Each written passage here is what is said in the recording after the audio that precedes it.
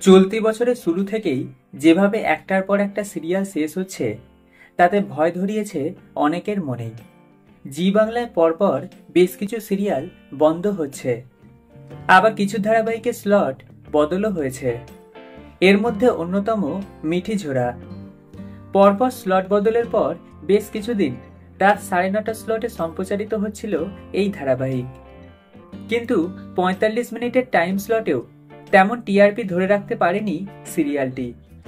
এবার স্লট বদল হয়েছে ধারাবাহিকের। রাত 10:15 চলে যাচ্ছে মিঠি ঝোড়া। ইতিমধ্যেই গল্পের ট্র্যাক বদলেছে সিরিয়ালের। রায় অনির্বাণ হানিমুনে গিয়েই পড়েছে বিপদে। জঙ্গলে গিয়ে হাতির সামনে পড়ে অনির্বাণ। সকলে মনে করেছে সে মারা গিয়েছে, তবে এবার সামনে এসেছে নতুন প্রোমো।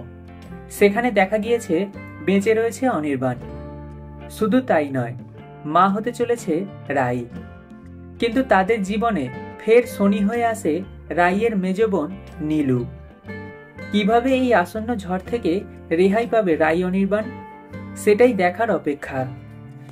প্রসঙ্গত, নতুন স্লটে যাওয়ার পরেই বদলাতে চলেছে মিঠি ঝোড়া সিরিয়ালের গল্প।